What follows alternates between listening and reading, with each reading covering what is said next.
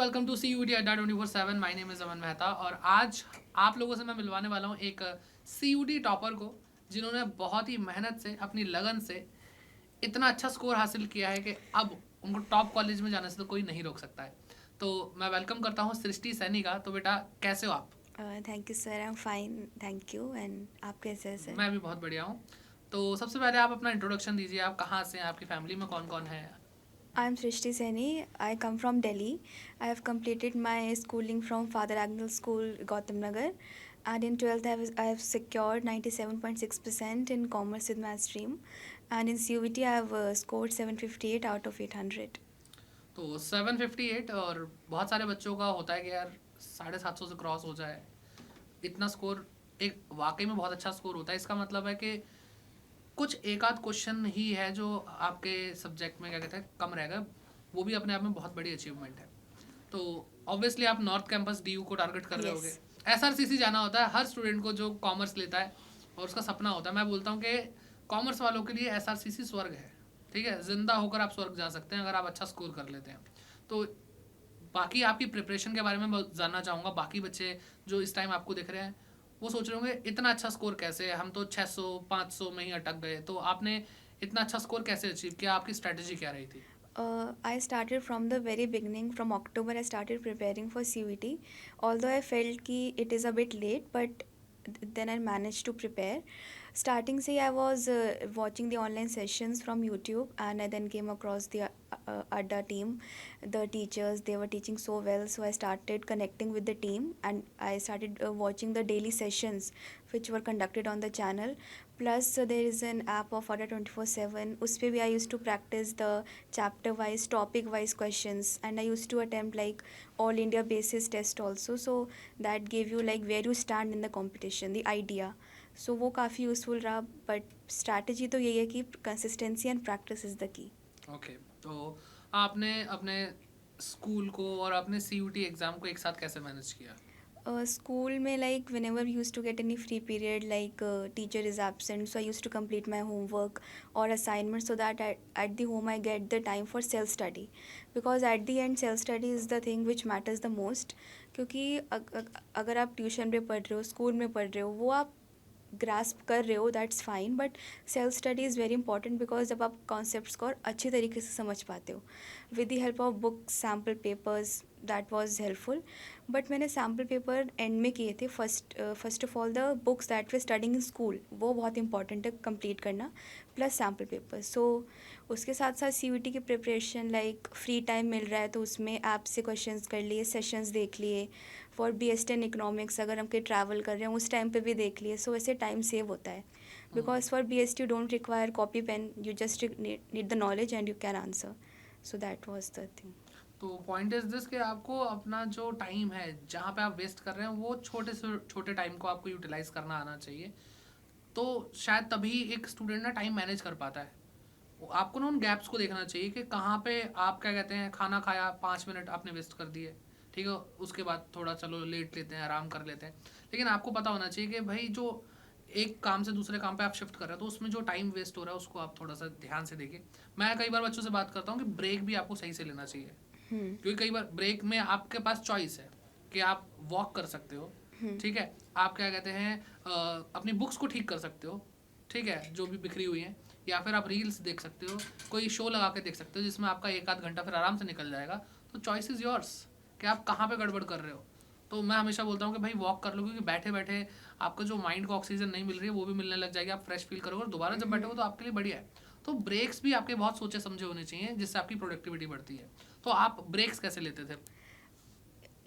एक आवर जैसे mock test किया है, लाइक 3 आवर्स होता था बोर्ड्स का टाइम, तो उस हिसाब से I use to set my watch and then I use to practice the sample papers. 3 hours completed. उसके बाद उसको चेक करना, and I use to take like 1 hour break.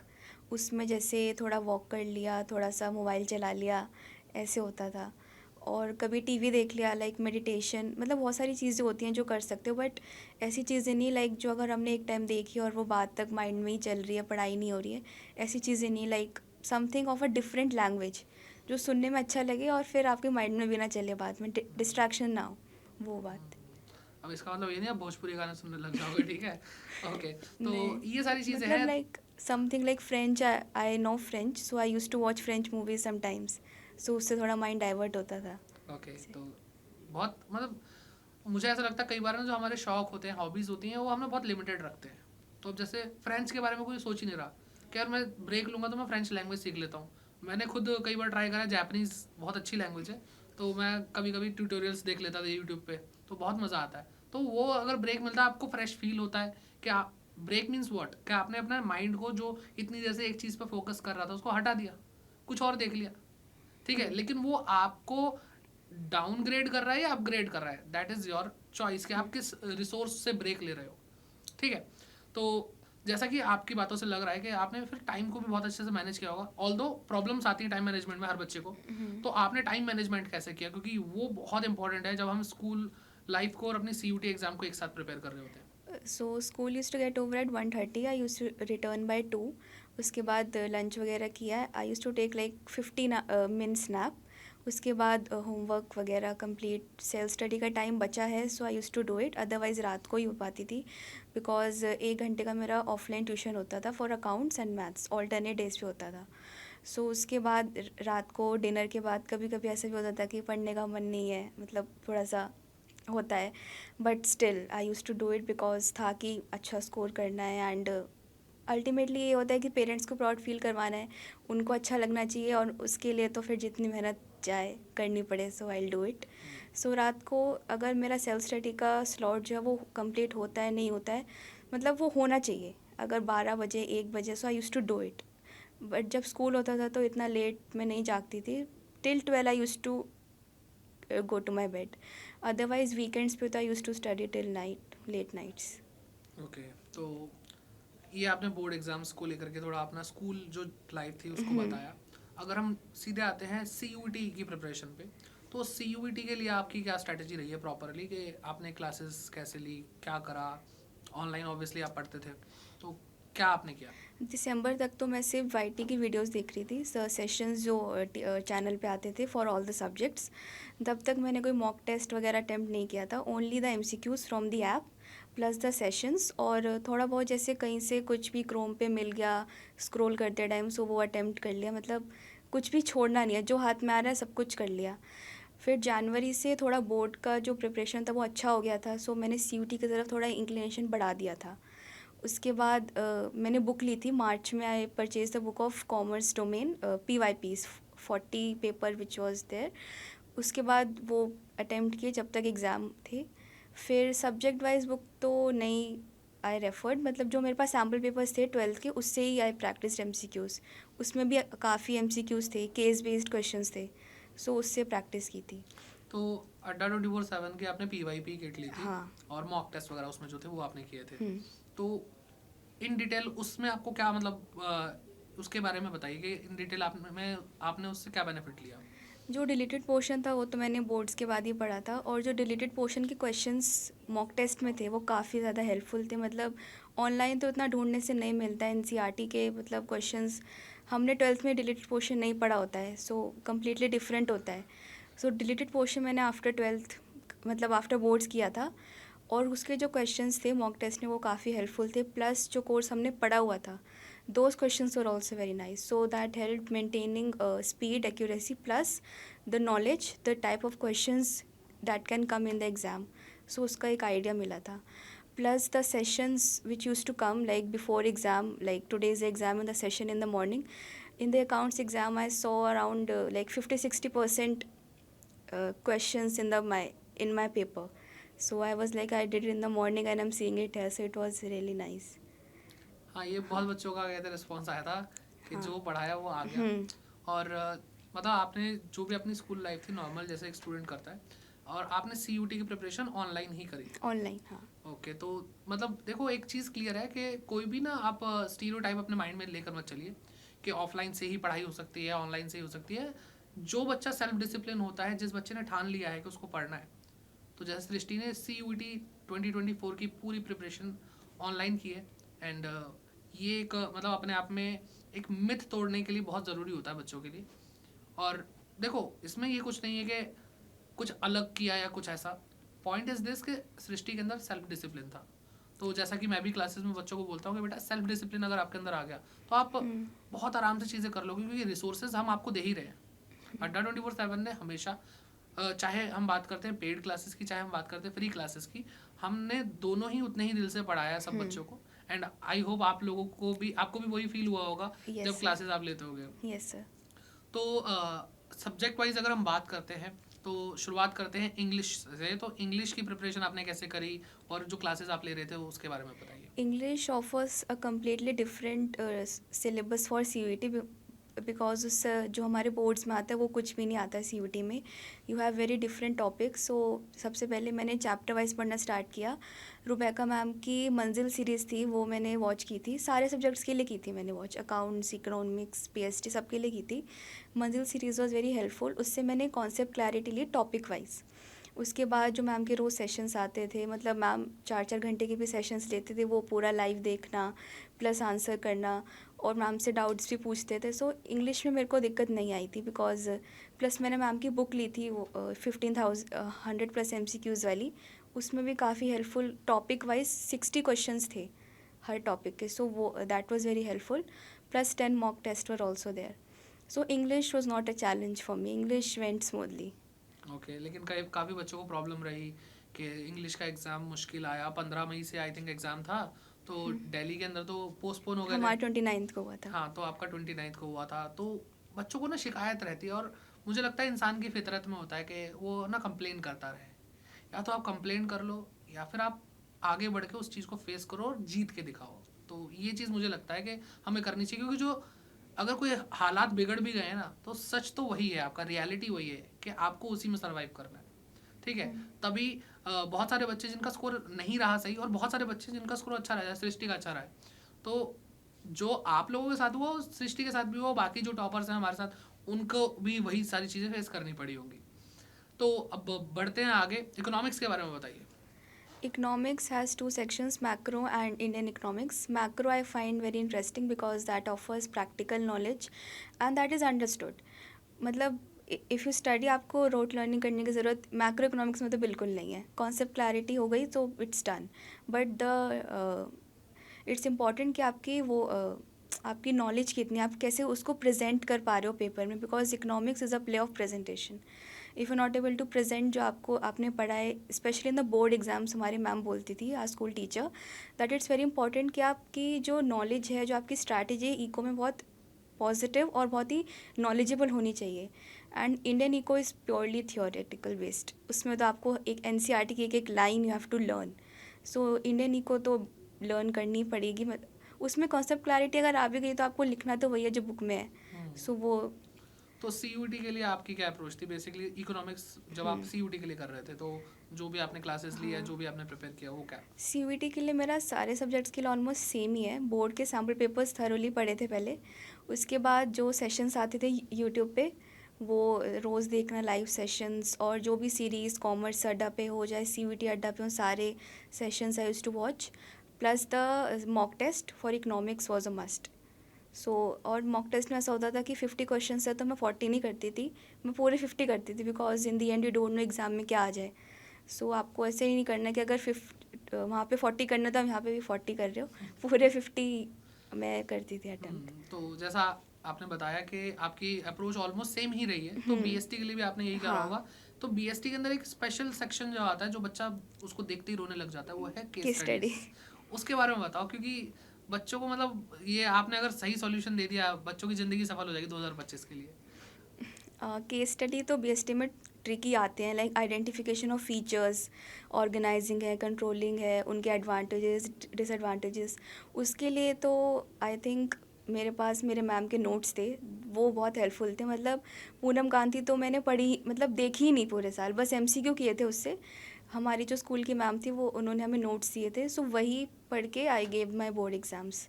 सो वो काफ़ी हेल्पफुल था. और केस स्टडी के लिए तो एक अंडरस्टैंडिंग अप्रोच होनी चाहिए, आप कॉन्सेप्ट को कितना समझ पा रहे हो. मैनी स्टूडेंट्स थिंक कि BST is just a play of theory, आपको सिर्फ पढ़ना है, लर्न करना है. नहीं, केस स्टडी में वो बिल्कुल नहीं होता है. लेकिन मैं एग्ज़ाम्स ऑल्सो, मतलब मेरे जो फ्रेंड्स हैं उनको भी काफ़ी प्रॉब्लम होती थी. So they used to ask me how can you, मतलब तुमसे कैसे हो जाता है. सो आई जस्ट सेड कि थॉरली पढ़ो, अंडरस्टैंड करो, एंड देन यू जितना ज़्यादा हो सके ना ज़्यादा केस स्टडी प्रैक्टिस होनी चाहिए। मतलब मैंने इतने केस स्टडी मुझे को खुद नहीं पता मैंने कितने पढ़े हैं, बट जहाँ से भी जो भी मैम अपनी पास से दे रही है, मैम की books, sample papers, session, YouTube, जो भी जहाँ से है, केस स्टडी की तो practice is a must. Okay, तो अड्डा की बुक्स के अंदर भी काफ़ी केस स्टडीज रही होंगी, तो या उसी लेवल की केस स्टडी आपने की जो आपको एग्जाम में देखने को मिली यहाँ पे जो बुक्स के अंदर थी? या और एग्ज़ाम तो बीएसटी का आई वुड से थोड़ा इजी ही आया था। हाँ। बीएसटी का एग्ज़ाम काफ़ी इजी आया था। सो या इट वाज सेम, थोड़ा इजी था। बुक्स में थोड़ा हमने थोड़ा हार्ड पढ़ लिया था, बट अच्छा होता है कि आप थोड़ा हार्ड पढ़ के जाओ, फिर इजी लगेगा। ओके, तो आपने मैथ्स डोमेन भी हाँ, क्लियर किया था? मैथ्स। ओके, तो मैथ्स तो काफ़ी डिफिकल्ट चीज़ है, मतलब पढ़ने का मन ही नहीं करता होगा, है ना? कमेंट करके बच्चे बोल देंगे सर मैथ तो बस ज़िंदगी ख़त्म है वहाँ पे मेरी। ठीक है, तो आपने मैथ्स को कैसे अप्रोच किया CUT एग्ज़ाम के लिए? Maths the practice from mock test, plus I use to do from the app of Adda. वहाँ पे चैप्टर वाइज जो टेस्ट आते थे, उसमें टाइम लिमिट भी होती है, तो उससे एक एक्यूरेसी बनती है कि और स्पीड बनती है कि हमें इस टाइम में इतने क्वेश्चंस करने हैं। और मैथ्स में थोड़ी टाइम मैनेजमेंट की प्रॉब्लम हो जाती है, बिकॉज आप सॉल्व कर रहे हो और फिर वहाँ पे सॉल्विंग के मार्क्स नहीं है, बस आंसर के मार्क्स हैं, तो उसमें टाइम जाता है। और 1 घंटा आई थिंक मैथ्स के एग्ज़ाम के लिए थोड़ा चैलेंजिंग हो जाता है। और इवन जब मैं एग्ज़ाम दे रही थी, जब भी मेरे को लगा था मैथ्स का एग्ज़ाम कि 1 घंटा मतलब कैसे बीत गया, I didn't even know, I didn't even realise, but it was कि मेरी प्रैक्टिस थी, so I was able to do that. बाकी तो मैथ्स में time speed is very important. बाकी तो क्वेश्चंस तो मैथ्स में integration I found personally found a bit difficult in the starting, but then उसकी जब प्रैक्टिस हुई एनसीईआरटी एग्जाम्पलर से, I use to do for boards, so एक कॉन्सेप्ट क्लैरिटी आई और प्रैक्टिस से ये पता चला कि कहाँ पे क्या करना है। सो maths is a play of practice, बस। तो शशांक सर के आपने लेक्चर्स देखे थे? या शशांक सर के मतलब लेक्चर्स। थोड़ी अंदर की बात बता देता हूँ, शशांक सर मतलब हम सभी टीचर्स मेहनत करते हैं, लेकिन शशांक सर ने इतने बड़े बड़े मैराथन्स लिए हैं ना, मतलब बोर्ड एग्जाम से पहले भी लिया था उन्होंने, आई सॉ दैट। हाँ। मतलब दैट वाज क्रेजी, मतलब इतना ज़्यादा बच्चों के लिए करना, तो वो चीज़ मैं शशांक सर के लिए मैं खुद एक शाउट आउट देना चाहता हूँ। तो वो चीज़ क्या कहते हैं, वो इंटीग्रेशन वगैरह पूरा प्रॉपर सॉल्व करवाना। 6 आवर्स के लेक्चर भी देखे हैं मैंने उनके, मतलब लाइव पढ़ाते थे वो भी देख। और अब लास्ट जो द OG सब्जेक्ट, क्योंकि मेरा सब्जेक्ट है तो मैं तो उसकी तारीफ करूंगा ही। तो अकाउंटेंसी को कैसे आपने प्रिपेयर किया, क्योंकि काफ़ी बच्चों ने, मतलब अगर हम बात करते हैं जो डाटा NTA की तरफ से निकल के आया है, तो वो 1100 के आसपास बच्चे हैं जिन्होंने 200 आउट ऑफ 200 स्कोर किया है, एंड आपका भी नियर अबाउट वो स्कोर रहा है। तो कैसे प्रिपेयर करा आपने अकाउंटेंसी को CUT एग्जाम के लिए, और MCQ क्या अप्रोच रही थी MCQ के लिए? मैंने टीएस रेफ़र की थी पर्सनली, सीयूटी के लिए भी। लाइक उसमें बैक क्वेश्चंस होते हैं, स्कैनर होता है, लाइक आप स्कैन करके भी क्वेश्चंस कर सकते हो, तो टीएस में काफ़ी अच्छे क्वेश्चंस थे, उससे मेरी प्रैक्टिस हो गई थी। प्लस जो डीके गोयल में एमसीक्यूज आते थे, वो भी मैंने सीयूटी से पहले मेरे पास बुक्स थी, वो मैंने एक बारी देख लिए थे। प्लस मैंने मॉक टेस्ट दिए थे अकाउंट्स के लिए, और रिलेटेड पोर्शन तो मैंने ऑनलाइन ही पढ़ा था। प्लस जो उसके नोट्स वगैरह बनाए थे, लाइक रिडेम्पशन, एनपी और ऑल, सो उसके क्वेश्चंस टीएस में नहीं थे, सो वो तो मैंने मॉक टेस्ट से किया था। प्लस ऑनलाइन भी दे वर अवेलेबल। प्लस जो मेरे ट्यूशन के सर थे, उन्होंने भी लाइक पीडीएफ्स वगैरह शेयर किए थे, सो वहाँ से भी अकाउंट्स की प्रैक्टिस की थी। तो सबसे ज़्यादा MCQs I attempted for accounts and BST only, मतलब जहाँ से मतलब उसके सोर्स थोड़े ज़्यादा थे मेरे पास। Accounts, BST, they were like बहुत जगह से आता था, so I practised a lot of them. Plus school teachers ने भी हमें दिए थे पीडीएफ्स वगैरह जीटी और इंग्लिश के लिए, so those are also helpful. Okay, तो अकाउंट्स में निचोड़ सीरीज आपने देखी थी? या द लास्ट सीरीज, या दैट हाँ, वाज देयर। तो उसमें हम जो किया था सारे टीचर्स ने मिल करके, तो वहाँ पे एक सुपर फास्ट रिवीजन था। That was very helpful for GT specially, I would से, बिकॉज इतने सारे कॉन्सेप्ट होते हैं, वो एक वीडियो में लाना बहुत मुश्किल, आई अंडरस्टैंड, बट वो बहुत हेल्पफुल था। सारे फार्मूलाज की भी वीडियो आई थी एक सर की, हाँ। एंड और फिर प्रैक्टिस के लिए भी आया था, रीजनिंग के लिए भी बहुत हेल्पफुल था। Plus current affairs and all, Vishali ma'am, Amit sir and Vivek sir, they 3 teachers they very helpful for GT. Okay, तो ये तो देखो आप लोगों ने सुना कि किस तरीके से अलग अलग सब्जेक्ट को लेकर के प्रिपरेशन करी है। बाकी आपके पेरेंट्स का भी एक बहुत इंपॉर्टेंट रोल रहा होगा, तो उन्होंने किस तरह से आपकी इस जर्नी में हेल्प करी? Parents have been very supporting since starting. मतलब जैसे बोर्ड्स के लिए I told them that I need sample papers. उन्होंने कहा it's okay whenever you need, मतलब जो भी जब भी मांगा दे गॉट मी. सो जो नीड थी लाइक सैम्पल पेपर्स मैंने अक्टूबर में लिए थे. सो जब सैम्पल पेपर बोला तो वो लेके आए. प्लस CUET के लिए उन्होंने पूछा था if you need any offline coaching या फिर. सो आई सेड कि ऑफलाइन अगर ऑनलाइन से हो पा रहा है सो वाई गो ऑफलाइन. मतलब क्योंकि अगर GT की प्रिपरेशन भी अच्छी हो रही है बिकॉज वही एक चीज़ है जो डिफरेंट है प्लस इंग्लिश. और अगर वो ऑनलाइन मिल रहा है तो फिर ऑफलाइन क्यों जाना. मतलब काफ़ी अच्छी हेल्प थी. प्लस मतलब CUT के लिए भी लाइक कोई बुक चाहिए कुछ भी चाहिए so they have been very supportive. So I want to just thank them for being there for me all the time. And I definitely will make them proud one day by becoming what they want me to become. तो मतलब बहुत अच्छा लगता है कि जब बच्चा अपने पेरेंट्स के लिए सोचता है, क्योंकि पेरेंट्स तो हमेशा अपने बच्चे के लिए सोचते ही हैं, लेकिन बच्चे आजकल नहीं सोचते. लेकिन जो सृष्टि ने जो बोला वो चीज़ बहुत एकदम बहुत वार्मिंग, बहुत हार्ट टचिंग चीज़ है. ठीक है. और आपने एक बात, मतलब मैं नहीं बोल रहा था क्योंकि बच्चे सोचते हैं कि देखो सर तो ऑनलाइन पढ़ाते हैं, इसलिए उन्होंने वो बात शुरू कर दी. तो सृष्टि आपने एक बात बोली कि जब ऑनलाइन सब कुछ मिल ही रहा है तो फिर ऑफलाइन जाने की ज़रूरत क्या है. तो जैसा आपने बताया कि ऑनलाइन पढ़ के ही CUET को आपने किया है, पूरा प्रिपेयर किया है, और अड्डा 24/7 के साथ आपने सारी क्लासेस ली. तो आप ऑनलाइन क्लासेस के बारे में स्पेसिफिकली क्या कहना चाहेंगे, क्योंकि आपने अड्डा से पढ़ाई करी, तो अड्डा का रोल क्या रहा और ऑनलाइन क्लासेस किस तरह से हेल्पफुल होती हैं, वो प्लीज़ एक बार बताइए. Online classes like self discipline is the thing first. Like अगर टीचर्स आपके लिए एफर्ट्स कर रहे हैं, वो आ रहे हैं आपके लिए प्रेजेंट कर रहे हैं, आपको पढ़ा रहे हैं, सो एक हमारी भी रिस्पॉन्सिबिलिटी रहती है कि हम उनको रिस्पॉन्ड करें. अगर लाइक लाइव सेशंस में क्वेश्चंस पूछते थे आप, मतलब सारे टीचर्स पूछते हैं, सो उनका आंसर करना. इट्स वेरी इंपॉर्टेंट कि आप पे एक ऑब्लिगेशन आती है कि अगर टीचर पढ़ा रहे हैं तो हम भी अपनी तरफ से अपना बेस्ट दें. सो ऑनलाइन क्लासेस तो आई यूज़ टू टेक फ्रॉम अड्डा ओनली. मतलब और कोई चैनल मैंने रेफ़र ही नहीं किया, सब कुछ it was there on the channel. So teachers have played a very important role there, and doubts वगैरह भी they used to clear. I mailed also some of the teachers. Rebecca ma'am से I used to ask on WhatsApp. आपसे भी मैंने approach किया था like interview के time पर. सो अच्छा था, मेरा एक्सपीरियंस अड्डा टीम के साथ बहुत अच्छा रहा है. And it's been very I am very thankful to all the teachers for helping us throughout the journey. तो देखो बहुत बार मैं बच्चों को बोलता रहता हूँ, और देखो मैं तो कैजुअल पॉडकास्ट करता नहीं, मैं तो खुल के बोलता हूँ. अभी मैं डांटने लग जाऊँगा आपको. ठीक है. तो सृष्टि ने एक चीज़ बहुत अच्छी बोली जो मैं बार बार हर बार बोलता हूँ, चाहे वो पेड क्लासेस हो, चाहे वो हमारी यूट्यूब क्लासेस हो, कि भाई बता दिया करो, पूछ रहे हैं टीचर सामने बैठ के, है ना. तो वहाँ से एक कनेक्शन बिल्ड होता है कि जब हम पूछते हैं आप बताते हो, और जब आप पूछते हो तो हम टीचर्स भी उतना रिस्पॉन्सिव रहते हैं आप लोगों के लिए. और यही चीज़ है जो ऑनलाइन क्लासेस को बेस्ट बनाती हैं. और जो इस चीज़ का फ़ायदा उठाता है उसको बहुत सारे फ़ायदे और होते हैं. कि भाई सबसे पहली चीज़ तो ये है कि आप अपने घर पे बैठ के बहुत अपने कंफर्ट जोन में पढ़ सकते हो. ठीक है. तो ये फ़ायदा होता है. और क्या करना है, बस आपको सिर्फ रिस्पॉन्सिव होना है, इंटरेक्टिव रहना है ना. तो ये चीज़ें हैं. तो इस चीज़ को भाई मुझसे नहीं सुन रहे थे तो जो टॉपर्स है उनसे सुन के भाई समझ लो. ठीक है. तभी शायद वो जो स्कोर आप अचीव नहीं कर पा रहे हो, या आप जो अचीव करना चाहते हो शायद कर पाओगे. तो बेटा अब एक काम करते हैं, थोड़ा सा ना मसाला भरते हैं इस पॉडकास्ट में, और थोड़ा सा रैपिड फायर एक राउंड सा खेलते हैं. तो उससे थोड़ा बच्चों को भी मज़ा आएगा और आपके भी क्विक रिस्पॉन्स थोड़े अच्छे लगेंगे हमें. तो मैं आपसे अभी एक क्वेश्चन पूछूंगा और आपको जो भी माइंड में आए वो फटाफट आपको बताना है. तो सबसे पहली चीज़ कि एक टॉपर की 5 क्वालिटी बतानी है आपको. Consistency, practice, knowledge, reading and writing. तो ये चीज़ हो गई. अच्छा, अब ऐसी चीज़ जो दो ऐसी चीज़ जो टॉपर को नहीं करनी चाहिए, या किसी भी बच्चे को नहीं करनी चाहिए प्रिपरेशन के टाइम पे. Procrastination plus distraction from social media. Social media, चलो इस पे आएंगे, इस टॉपिक पे आएंगे. सोशल मीडिया तो जहर घोल रहा है आजकल बच्चों के मन में.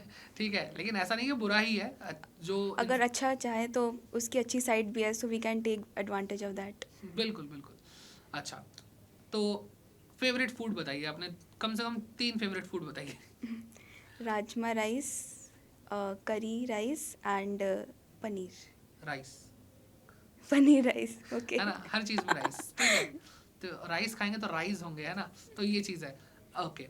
और ऐसे कुछ अगर आपने मूवीज़ वगैरह देखी होंगी. थोड़ी हाँ. बहुत. तो एक ऐसी मूवी बताइए जो स्टूडेंट लाइफ को बहुत इम्पैक्ट करती है, जो देखनी चाहिए. वैसे तो बहुत सारी है, लेकिन आपकी फेवरेट कौन सी है. Mm,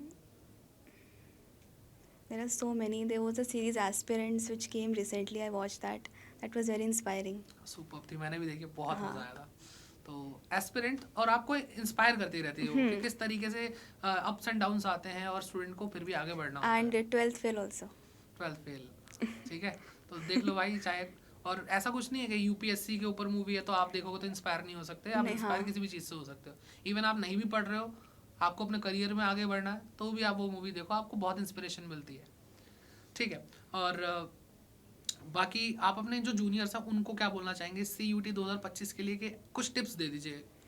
It's important that you should practice right from the beginning. Like, not, I would not say from April, बहुत ज़्यादा early हो जाएगा. You can do after your vacations in July, like managing with your studies, and it becomes really easier at the end. Like, अगर आपने सब कुछ पढ़ा होगा but आपको रिवीजन करनी होगी एंड में. Like मेरे केस में started from October, so concept, clarity, syllabus सब कुछ complete था, बस deleted portion complete किया था and practice.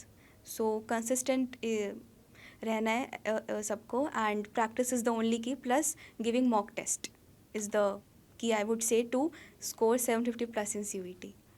ओके, तो बाकी आप अड्डा के कुछ फैकल्टीज़ या अड्डा की टीम के लिए कुछ कहना चाहें? आई थिंक मैंने ऑलरेडी बोल दिया, but still I want to, मतलब जितना भी थैंक करे it's very less, and their contribution has been immense towards the preparation.